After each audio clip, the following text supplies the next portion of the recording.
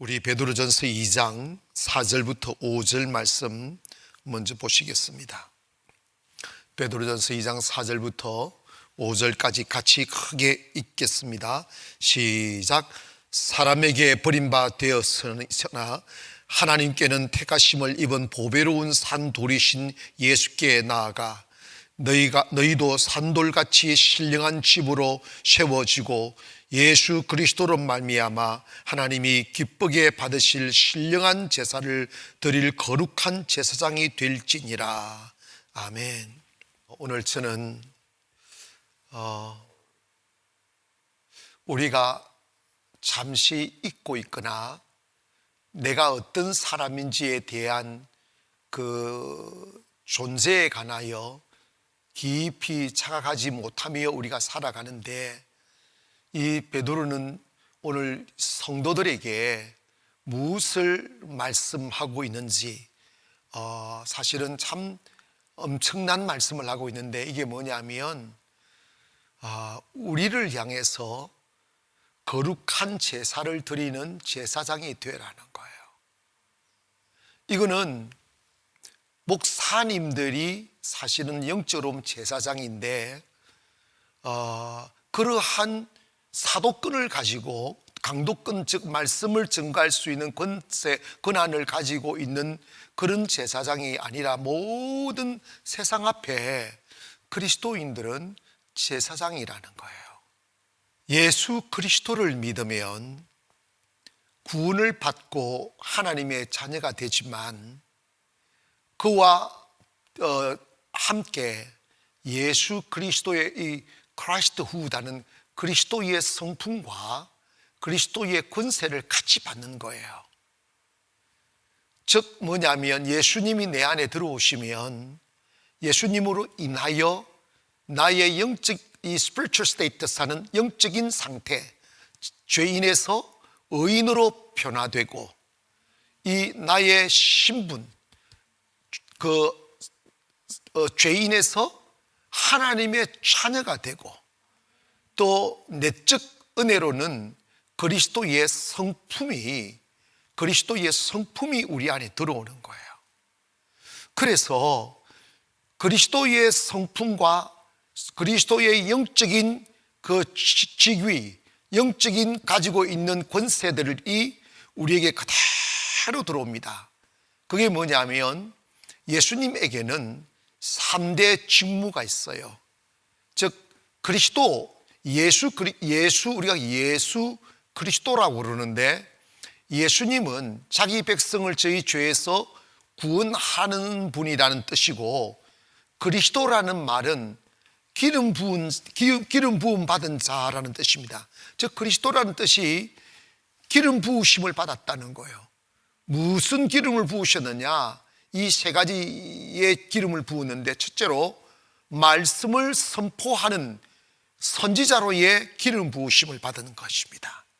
그래서 예수 그리스도가 말씀이고, 말씀으로 이 땅에 오셨고, 그 말씀이 하나님이십니다. 때문에 우리가 지금 듣고 있는 이 말씀은 곧 그리스도인 것이죠. 때문에 예수님에게 첫 번째의 그 직무가 뭐냐면, 모든 백성들에게 하나님의 진리를 선포하는 선지자, 즉 선지자의 직무를 가지고 있고, 두 번째로 오늘 말씀과 이렇게 연계되어서 제사장의 직무를 가지고 있습니다. 이것은 정말 이 시대에 중요한 의미를 담고 있습니다. 오늘 제가 여러분 이 세상을 향한 제사장이라고 그랬어요. 제사장은 뭐 하느냐면, 백성들의 죄를 대신 책임을 지고 그 죄를 위임받아서 짐승을 잡아다가 그 짐승의 머리 위에 위임받은 죄를 다 고백하고, 그 다음에 그 짐승을 묶어서 제단 위에 올려놓고 목을 베입니다. 목을 베서 산채로 목을 베서 피를 고통당하며 피를 흘리며 죽게 만들어요.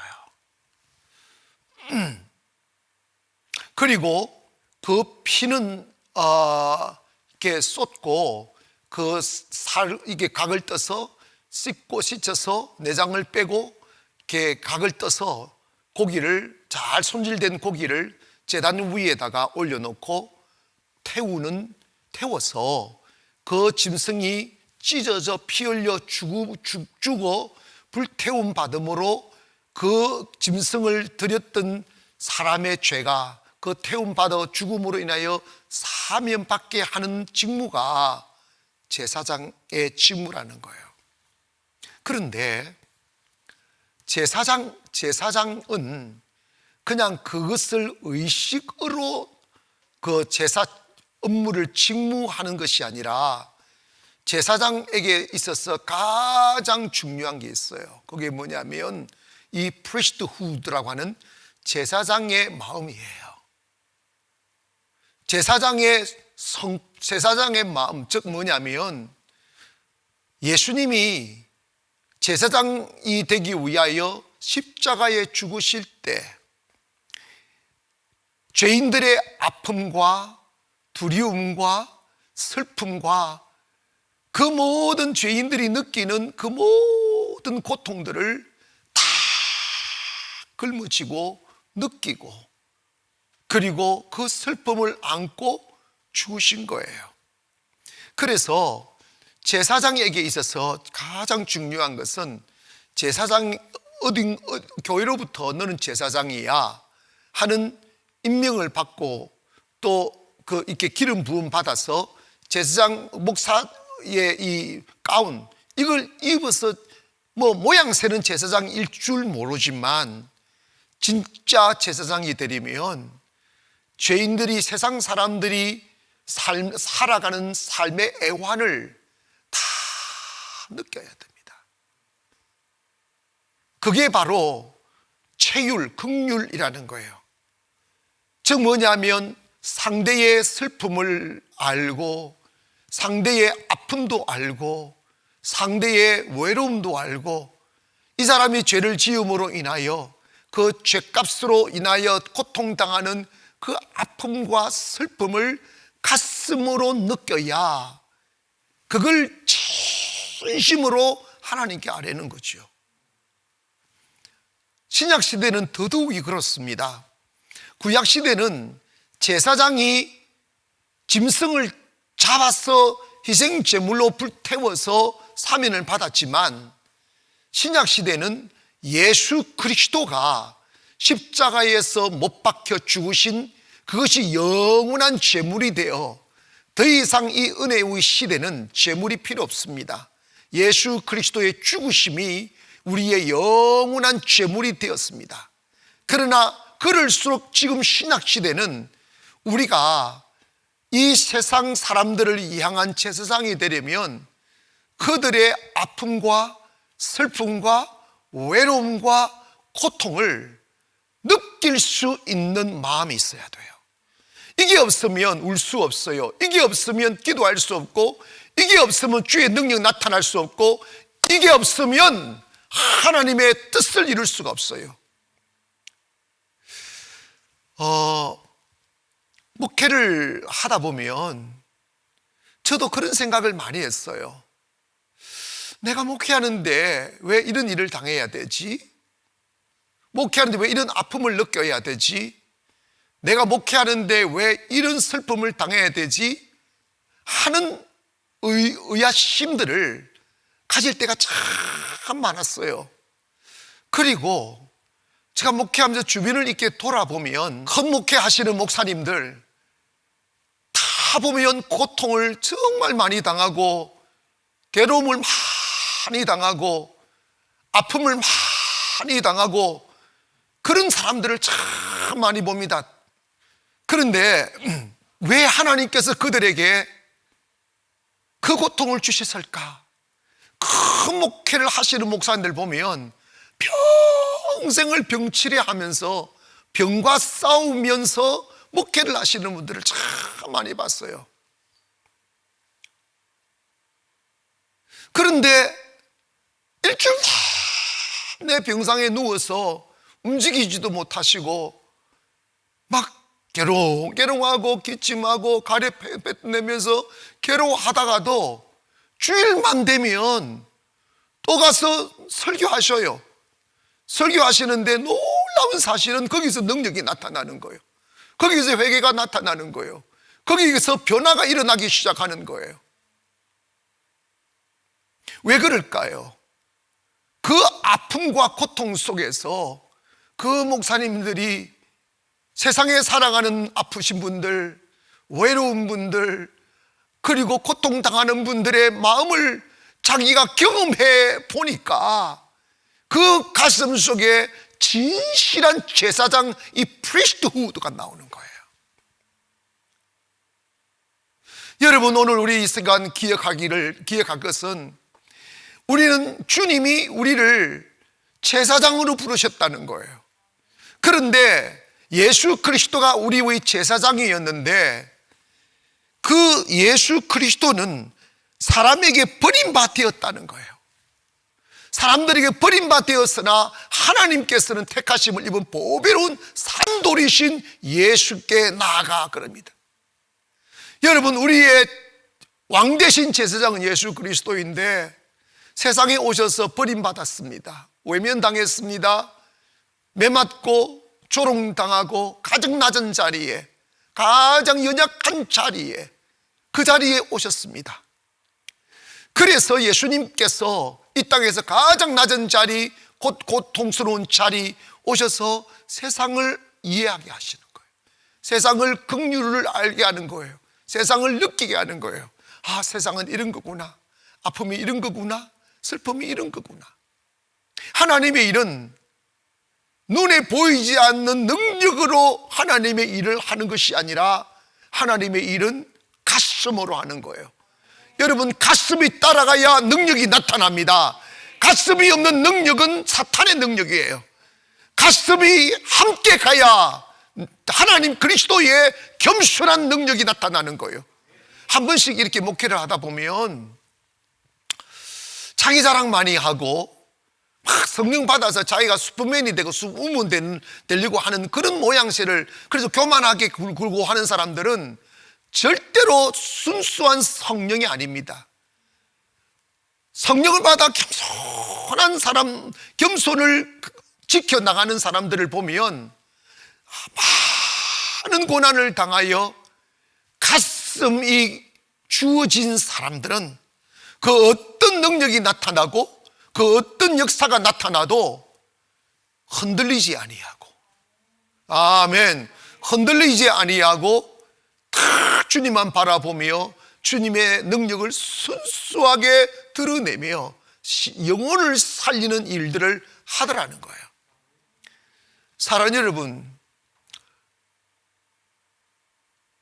지금은 엄연히 전 세계가 코로나 시대입니다. 지금 꽉 2년을 채웠습니다. 2년 동안 이제 이 코로나가 어떻게 계속될지 아무도 예상하지 못합니다.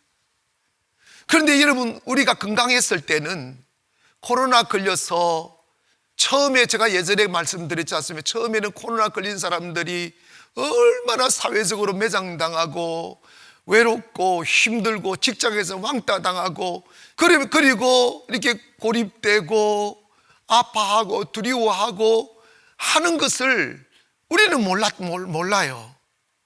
그런데 앞으로 수많이 이제 코로나 시절이 끝나고 나면 이제 그 모든 분들이 치유받고 회복되고 주께로 돌아와야 되는데, 하나님의 사람들을 가만히 보면요, 하나님의 사람들은 세상 밖에 있는 사람들이 아니고 세상 속으로 들어가야 돼요. 그래서 정말 선교하는 사람들은 일부러 나은 자 촌에 가려면 자기가 난자가 되게 해달라고 기도하는 사람들 많았잖아요. 진짜 남자가 돼요. 우리가 하나님의 능력으로 나는 세상 사람들보다 건강하고 나는 세상 병 안 들고 세상 사람들보다 우위에 있고, 이거는 복음이 아니에요. 복음은, 교회는 세상 속으로 들어가야 돼요.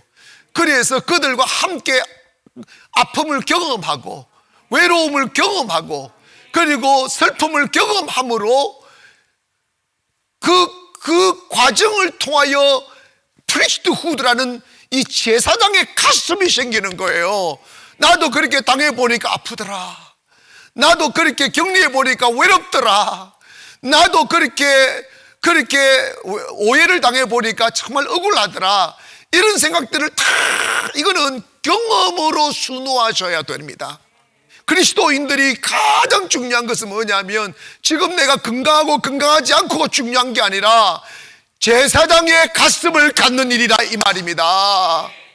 여러분, 복음은 슬퍼하는 자와 함께 슬퍼하고 외로워하는 자와 함께 외로워해 주며 나그네 된 자와 함께 나그네 되어줄 수 있는, 그래서 그들에게 하나님의 능력이 그들의 슬픔을 같이 느낄 수 있고 그들의 아픔을 같이 느낄 수 있을 때 영적인 파장이 일어나는 것이지, 전혀 감각 없이 그냥 빵 던져지 툭툭 던질 수 있는 게 하나님의 능력이 아닌 거예요.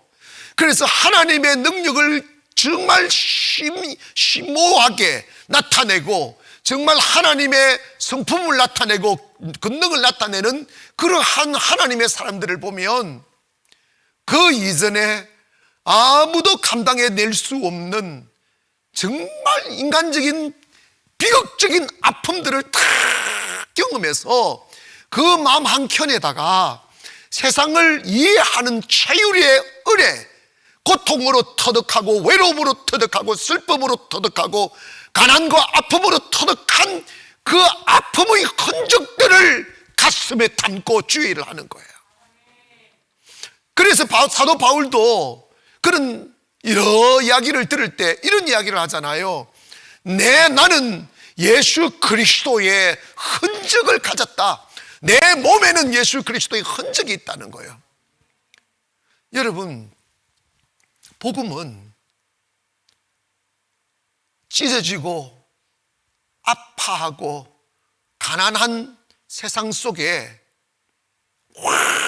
화려한 불빛을 비추고 화려한 옷을 입고 나아가는 곳이 아니에요.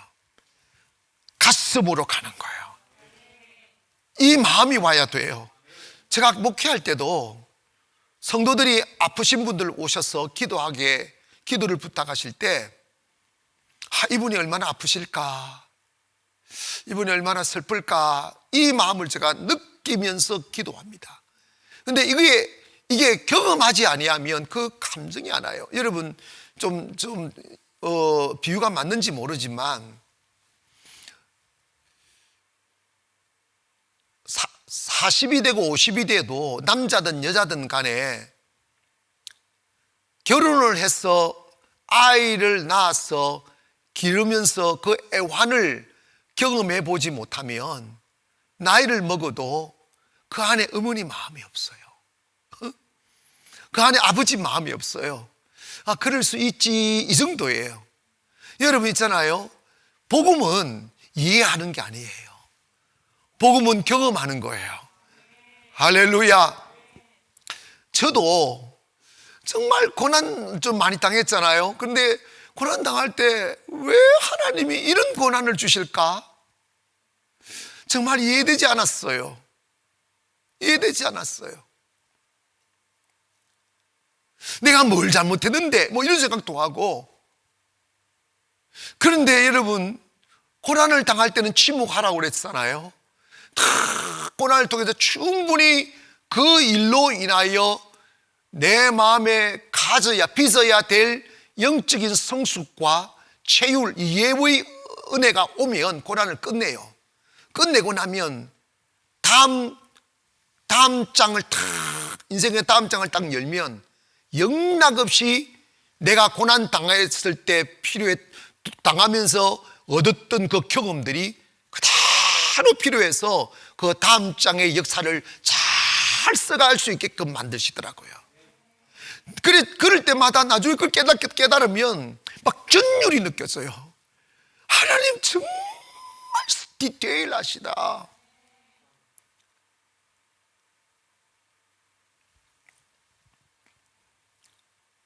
우리 교회가 기도하고 예배하고 또 자칭 사도라 한 바울처럼 우리는 자칭 세계를 걸머쥐고 열방을 구원하고자 기도하는 교회입니다. 그런데 우리가 아픔을 경험해 보지 못하고 좋은 일만 있고 화려한 옷만 입고 기도했더니 우리는 다 잘 살았어. 이거는 복음이 아니라는 것을 제가 깨달았어요. 우리도 아파해 봐야 돼요. 우리도 세상 속으로 들어가야 돼요. 그런데 그들과 함께 숨 쉬어봐야 되고, 그들의 외로움을 경험해 봐야 되고, 그들의 아픔을 경험해 봐야 코로나 이후에 그들을 치유할 수 있어요. 우리도 그렇게 아파봤다고, 우리도 그렇게 고립해 봤다고, 우리도 그렇게 가슴 저려 봤다고, 우리도 열나 봤다고, 우리도 구토해 보았다고. 그럼에도 불구하고 우리는 두려워하지 않았다고. 그럼에도 불구하고 하나님께서 선하게 역사하셨다고. 우리 복음은 내가 영웅인 것을 자랑하는 게 아니에요. 세상 속에 들어가는 거예요. 세상과 함께 울고, 세상과 함께 웃고, 세상과 함께 슬퍼하고, 세상과 함께 일어나고 자고 하는 것입니다. 이 프리스트 우드라고 하는 이 제사장의 마음, 제사장의 마음이 없으면 짜가예요. 오늘 여러분, 우리가 이렇게 영상 예배 드리는 시간들을 우리가 생각하면서 하나님께서 앞으로 행하실 일을 위하여 우리의 마음을, 제사장의 마음을 가지기를 주의 이름으로 축원합니다.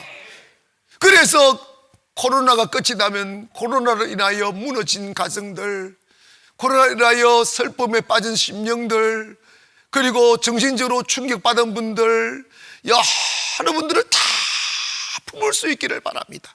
다 안을 수 있기를 바랍니다. 하나님은 절대로 손해보지 않아요. 하나님은 절대 실수하지 않습니다. 그런데 여러분, 정말 이건 여러분 경험해보지 못하면 결코 이해하지 못해요. 가슴으로 이해하지 못해요. 여러분, 의술은 끝만 고치지만 그들의 영혼의 상처, 마음의 상처는 정치나 과학이나 의술이 고칠 수 있는 게 아니에요. 그 마음과 영혼의 상처는 교회가 고쳐야 돼요. 그러려면 교회가 화려한 옷을 입고 다가가면 안 되는 거지, 못 고치는 거죠. 아파봐야 아픈 사람들. 어쨌든 그 뭐냐면 체율, 이해, 동정, 같이 느낌, 그 속에 있는 슬픔도 같이 느끼고, 죄의 두려움도 같이 느끼고, 자유도 느끼고, 생명도 느끼고, 그러면서 생명을 낳는 것이죠. 사랑하는 성도 여러분, 하나님은 우리를 제사장으로 부르셨습니다. 거룩한 제사를 드릴 하나님의 제사장으로 부르셨습니다. 무엇으로 그 제사장의 직무를 감당하겠습니까? 제사장의 마음이 와야 돼요. 여러분, 사람은 그렇게 화려해서 그런 게 아니고 너무나 지극히 이기적이고 자기중심적이고 자기의 아픔을 이해해 달라고만 했지 타인의 아픔을 이해하려거나 그걸 품으려거나 그걸 내가 짊어지고 가려고 하는 노력이 부족해요. 그러나 제사장은 나 아닌 타인의 허물과 고통과 짐을 대신 지고 가는 사람이에요. 근데 그 대신 지고 갈 때 그거는 누가 강요하지도 않고 그런다고 돈을 주는 것도 아니고 자원하여 하는 건데, 그걸 하려면 뭐가 있어야 되면 제사장의 마음이 와야, 사랑이 와야 가능하죠. 제사장의 마음, 사랑과 긍휼이 느껴져야 자원하는 마음으로 상대의 슬픔을 대신 안고 하나님께 나아가 그 슬픔을 십자가 앞에 내려놓고 다 청소할 수 있는 거죠. 사랑이 없이 날 수 없는 거죠. 사랑하는 성도 여러분, 오늘 이 밤에 제사장의 영이 흐르기를 원합니다. 세상의 이웃과 가족과 세상의 모든 아픔과 어둠과 질병과 그리고 죄악의 두려움들을 내가 다 안고 죽게로 가 십자가 앞에 탁 내려놓고 다른 사람 울어야 될 그 울음을 내가 대신 울어주고 다른 사람들이 힘들어야 될 그 영적인 짐들을 지고 주 앞에 나아가 제사장이 되어 몸부림치며 기도하다가 그 짐들을 다 쏟아내기를 주의 이름으로 축원합니다. 하나님이 찾으시는 이 시대에 하나님의 사람 바로 그 사람들입니다. 그러기 위해서 우리를 하나님께서 하나님의 거룩한 제사를 드리는 제사장으로 삼기 위해서 우리를 빚어 가시고 만들어 가시는 시간임을 믿기를 바랍니다. 어떠한 시간을 보내시든지 간에 전 성도들이 세상을 함께 느끼고 세상을 함께 아파하고 세상과 함께 외로워하고 세상과 함께 기도하는 저와 여러분 되기를 바랍니다. 그래서 우리가 주님 앞에 나아갈 때 그 주님의 마음, 제사장의 마음, 그 아픔이 그대로 느껴질 수 있고 그 외로움이 그대로 느껴질 수 있고 그 두려움이 그대로 느껴질 수 있을 때 그 마음으로 세상은 거기에 그것만 있었지 뭐가 없느냐, 믿음이 없으니까 제사장은 믿음으로 그 마음을 느끼면서 믿음으로 그 마음을 정복해 버리는 거예요.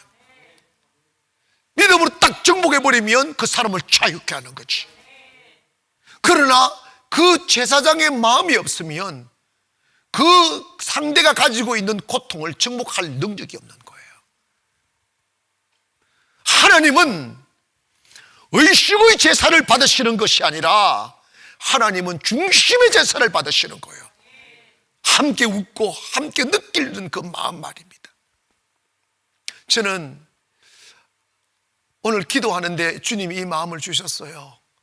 이것도 다 주님의 뜻이 계심을, 그리고 우리가 더 깊은 영성을 가지고 더 깊은 제사장의 마음을 가지고 성숙해가는 교회가 되기를 원합니다. 그리고 성숙해가는 성도들이 되기를 원합니다. 교회와 성도는 예수 믿기 때문에 특혜를 받고 사는 사람들이 아니에요. 특혜를 누릴 수 있지만 스스로 낮아지고 영광을 누릴 수 있지만 스스로 영광을 버리고 땅에 오시는 거죠. 할렐루야. 부유하신 자로서 가난하게 되는 거죠. 강함임에도 불구하고 약한 자를 구원하기 위해 약한 자가 되시는 거죠. 그게 체율이라는 거예요.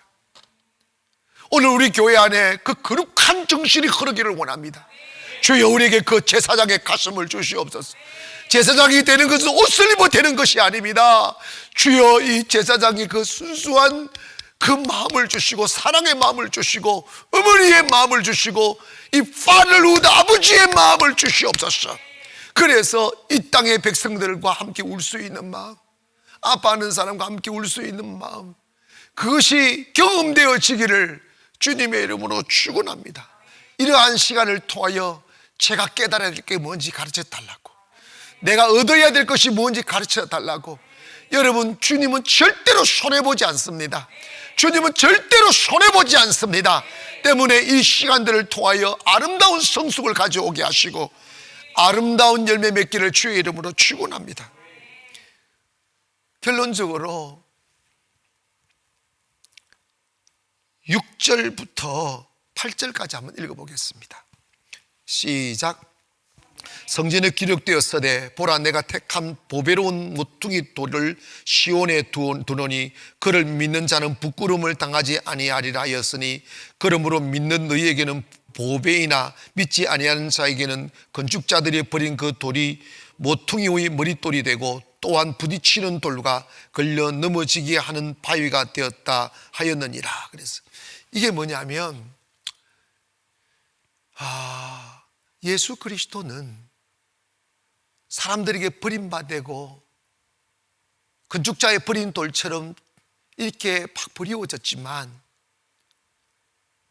그 버리워졌다고 그것이 끝이 아니라 가장 약하게 되었다고 끝이 아니라 하나님의 사명으로 이 아름다운 마음으로 길을 걸어가면 하나님께서 그를 코널스톤이라는 것은 머릿돌이라는 것은 모든 건물을 지을 때 기초석을 의미합니다.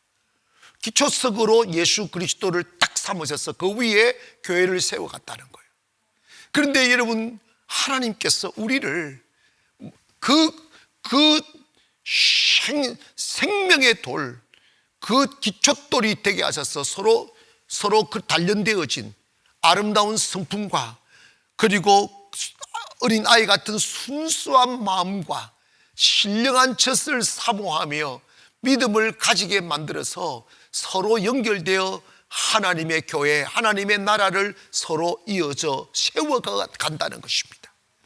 사랑하는 성도 여러분, 저와 여러분이 하나님의 나라를 세워가는 머릿돌이 되고 있음을 믿기를 바랍니다. 산돌이 되고 있음을 믿기를 바랍니다. 리빙 스톤이라고 해요. 머릿돌을 코널스톤 또는 리빙 스톤, 살아있는 돌이 되어 그리스도의 집을 지어가고 하나님의 나라를 지어가는 생명의 돌로 서로 엮어져 가 결국은 하나님의 아름다운 성전이 되어 그 성전으로 하여금 하나님의 영광을 선포하게 하고 세상 속에 생명을 전하는 하나님의 집이 되게 하신다는 것입니다. 사랑하는 성도 여러분, 꼭 오늘 밤 기억하세요. 나는 세상을 살리는 제사장이로구나. 주님이 그렇게 부르셨구나. 주여 나에게도 제사장의 마음을 달라고. 내가 예수 믿고 내가 이익만 보는 것이 아니라 예수님을 믿었기에 세상 속에 뛰어들어가 가난한 사람과 외로운 사람과 슬픈 사람을 위로하고 그들에게 생명을 주고 그들에게 복음을 주는 사람이 되게 해달라고. 그래서 산돌이 되어 주의 교회를 세워가는 아름다운 그릇으로 빚어 주시옵소서. 사랑하는 성도, 이제 기도할 텐데 하나님의 역사는 중단되지 않습니다. 코로나도 지나갈 것이고 이제 무너졌던 세상을 다시 회복시킬 텐데, 그럴 때 우리가 그 제사장의 심령으로 준비되어져 있어야 돼요. 그 자리에 이를 수 있도록 하나님 저로 하여금 주님 제사장의 심정을 허락하여 주시고 함께 아파하고 세상을 이해할 수 있는 경험 주시고 그걸 통하여 더 깊은 영성을 가져서 산돌이 되어 주의 나라 세우게 하여 달라고 우리 주의 시험을 부르시고 아프신 분들을 위하여, 가정들을 위하여, 사업장을 위하여 우리 기도하시기를 바랍니다. 주의 시험을 기도합니다. 주여, 주여, 주여.